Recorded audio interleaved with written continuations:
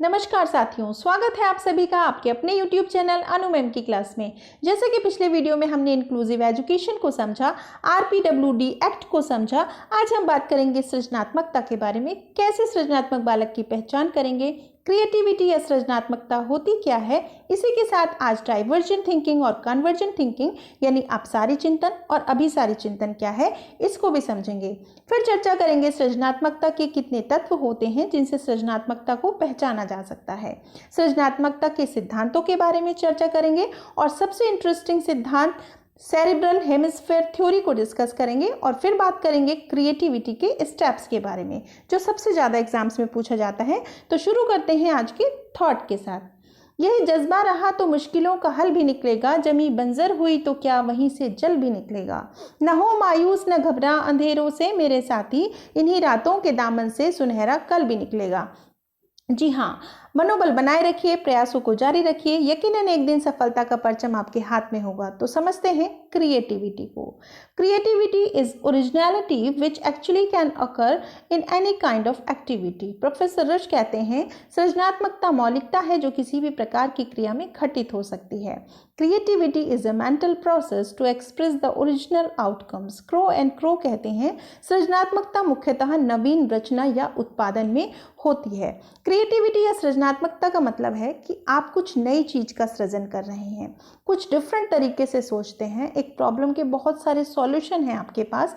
ऐसा नहीं है कि केवल कलात्मक चीज़ों में ही सृजनात्मकता होती है, बल्कि ये साइंस, लिटरेचर, सोशली, पर्सनल और मेंटल सभी क्षेत्रों में पाई जाती है।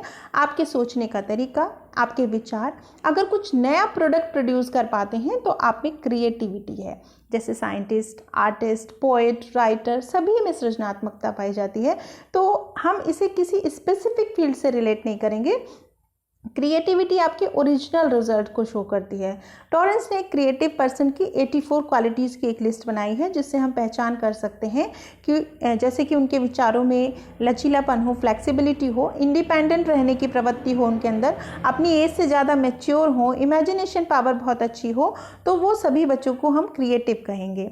क्रिएटिविटी की जब हम बात करते हैं तो थिंकिंग प्रोसेस को समझना बहुत ज़रूरी हो जाता है, क्योंकि थिंकिंग प्रोसेस ही है जो किसी को क्रिएटिव या सृजनात्मक बनाने में हेल्पफुल होता है। उसके सोचने का तरीका ही उसको जनरल से स्पेसिफिक बनाता है।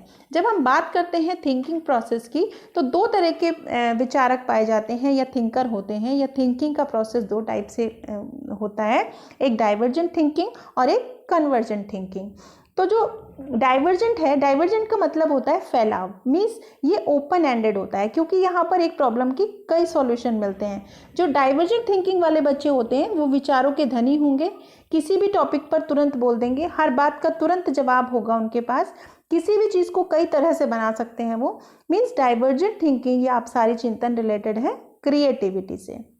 मीन्स ऐसे बच्चों की थिंकिंग में फ्लैक्सिबिलिटी होती है, इमेजिनेशन पावर बहुत अच्छी होती है, वो बहुत सारी डायरेक्शन में सोच सकते हैं। जबकि कन्वर्जेंट थिंकर जो होते हैं वो प्रॉब्लम पर फोकस कर कर फाइनल रिजल्ट या सॉल्यूशन निकालते हैं। मतलब बहुत सारे फैक्ट से वो एक पर्टिकुलर आंसर को देते हैं या निकालते हैं। कन्वर्जेंट मीन्स होता है सिकुड़ना, आप डेटा के थ्रू एक फाइनल सॉल्यूशन पर जाते हैं, ये आपकी इंटेलिजेंस को शो करता है। कन्वर्जेंट थिंकिंग लीनियर होती है या रैखिक होती है, मीन्स सीधी एक ही दिशा में चलेगी, जबकि डाइवर्जेंट थिंकिंग अपसारी चिंतन जो होता है वो लेटरल होता है। जब कभी भी बच्चों को मौका मिलता है अपने विचारों को रखने का, जैसे लॉन्ग आंसर्स लिखने हैं, ऐसे लिखना है या किसी टॉपिक पर बोलना है, तो डाइवर्जेंट थिंकिंग का यूज़ होगा। वो किस तरह से डेकोरेट कर रहा है, कितनी कोटेशन डाल रहा है, अपनी न्यू आइडियाज़ को किस तरह से रख रहा है, तो यहाँ वर्क करती है क्रिएटिविटी। वो जब याद करके फाइनली एक आंसर देता है तो वहाँ कन्वर्जेंट थिंकिंग का यूज़ हो रहा है। ओके, तो अगर दोनों में बेस्ट पूछा जाए तो डाइवर्जेंट थिंकिंग या अपसारी चिंतन विधि ही बेस्ट होगी, क्योंकि डाइवर्जेंट थिंकिंग अगर होगी तो वो बहुत सी डायरेक्शन में सोच पाएगा और फ्लेक्सिबिलिटी होगी उसकी थिंकिंग में, तो ज़्यादा अच्छे से वो फाइनल सॉल्यूशन पर पहुंच ही जाता है। मीन्स कन्वर्जेंट थिंकिंग भी डेवलप हो ही जाएगी अगर उसमें डाइवर्जेंट थिंकिंग डेवलप हो रही है तो एक टीचर को हमेशा ये कोशिश करनी चाहिए कि बच्चों में डाइवर्जेंट थिंकिंग को डेवलप किया जाए, उसके सामने ऐसी सिचुएशन क्रिएट की जाए ताकि बच्चा खुद ही प्रॉब्लम के सॉल्यूशन निकालने के लिए मोटिवेट हो। तो अगर पूछा जाए कि कौन सी थिंकिंग है जिसमें मल्टीपल ऑप्शन से सिंगल ऑप्शन पर पहुंचा जाता है, तो ये होगी कन्वर्जेंट थिंकिंग या अभिसारी चिंतन बोलेंगे इसको। जैसे एग्जांपल ले लेते हैं कि मल्टीपल चॉइस क्वेश्चन को सॉल्व करते हैं जब हम, तो कन्वर्जेंट थिंकिंग यूज होगी, क्लोज एंडेड होती है, ये डिसीजन मेकिंग से जुड़ी है। और डाइवर्जेंट थिंकिंग आपके विचारों की अभिव्यक्ति या सृजनात्मकता से जुड़ी है और ओपन एंडेड होती है ये। अगर इंटेलिजेंस की बात की जाए तो ऐसा जरूरी नहीं है कि होशियार बच्चे ही क्रिएटिव होते हैं, कम बुद्धि वाले बच्चे भी क्रिएटिव हो सकते हैं। यानी सृजनात्मकता के लिए ऐसा जरूरी नहीं है कि बच्चा होशियार ही होगा। नेक्स्ट देखते हैं एलिमेंट्स ऑफ क्रिएटिविटी। एलिमेंट्स की अगर हम बात करें तो कैसे पहचानेंगे सृजनात्मकता को, तो सृजनात्मकता के लिए कुछ तत्व हैं। मोस्टली 4 एलिमेंट की बात की गई है। तो सबसे पहला एलिमेंट दिया गया है फ्लुएंसी या प्रवाह। तो क्रिएटिव बच्चे के फ्लो से हम जान सकते हैं उसको कि इसमें औरों की अपेक्षा अपनी बात को कहने के लिए ज़्यादा फ्लो होता है, विचारों में फ्लुएंसी होती है, इनके वर्ड फ्लुएंसी होती है, एसोसिएशनल फ्लुएंसी होती है, मीन्स वस्तुओं में परस्पर सहचार्य को स्थापित कर सकते हैं ये, और अभिव्यक्ति अपनी बहुत अच्छे से कर पाते हैं। नेक्स्ट है फ्लेक्सिबिलिटी, मीन्स विविधता। उनके जो आइडियाज़ हैं वो कितनी वैरायटी के हैं, मतलब एक जैसे आइडिया ना हो, अलग अलग आइडियाज़ हों, अलग अलग तरह के उनके पास विचार हो, एक अलग अलग तरह के सॉल्यूशन हो उनके पास।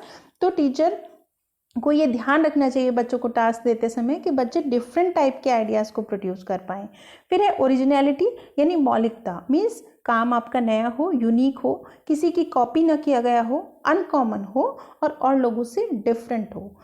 फिर है एलेबोरेशन, तो यहाँ इसको बोलेंगे विस्तारण, मीन्स जो आइडियाज़ हैं उनको शब्दों के द्वारा प्रस्तुत करना, चाहे वो लिखकर या बोलकर या किसी आकृति के द्वारा उसका विस्तारण करना, उसकी विस्तृत व्याख्या करना, एक डीप प्रेजेंटेशन देना। तो इन सब स्टेप्स के थ्रू क्रिएटिविटी की पहचान की जा सकती है। नेक्स्ट है थ्योरीज ऑफ क्रिएटिविटी। अगर थ्योरी की बात करें तो अलग अलग थ्योरी के थ्रू क्रिएटिविटी को डिफरेंट टाइप से परिभाषित किया गया है, उनकी डेफिनेशन अलग अलग तरह से दी गई है।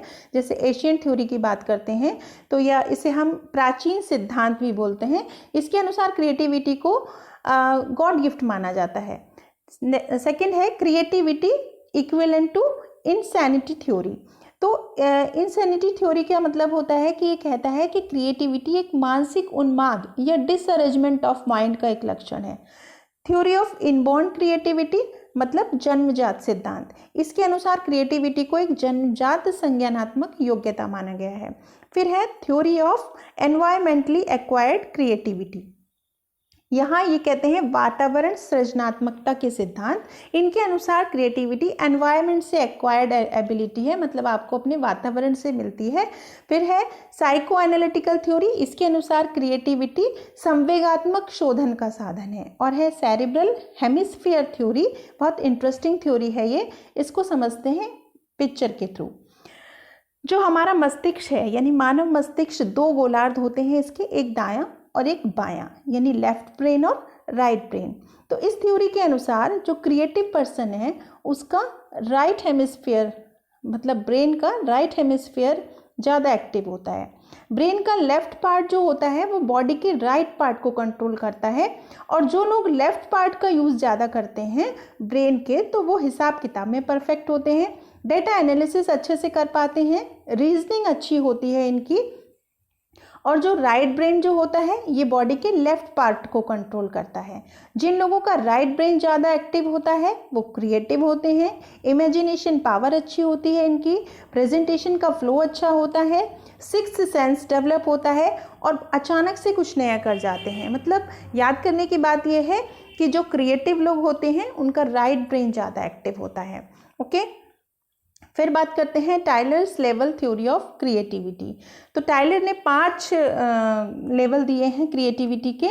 सबसे पहला है एक्सप्रेसिव क्रिएटिविटी यानी अभिव्यक्तात्मक सृजनात्मकता। सबसे लोएस्ट लेवल है ये क्रिएटिविटी का। यहाँ पर बच्चा बिना किसी मौलिकता के, बिना किसी गुणवत्ता के, मतलब कोई क्वालिटी नहीं है लेकिन अपनी बात को कह देता है। प्रोडक्टिव क्रिएटिविटी, यहाँ बच्चा कुछ ना कुछ बनाता रहता है हमेशा। इन्वेंटिव, यहाँ पुरानी चीज़ों से कुछ नई चीज़ें बनाते हैं बच्चे, जैसे कबाड़ से जुगाड़ या वेस्ट चीज़ों से यूजफुल चीज़ों का बनाना। तो मतलब यहाँ पर अन्वेषणात्मक सृजनात्मकता पाई जाती है। नेक्स्ट है इनोवेटिव क्रिएटिविटी या नवचारित सृजनात्मकता। तो यहाँ वो मूर्त चीज़ों से कुछ नए आइडियाज़ को या प्रिंसिपल्स को डेवलप करने लगता है। फिर है इमेजिनेटिव क्रिएटिविटी यानी उदयात्मक सृजनात्मकता।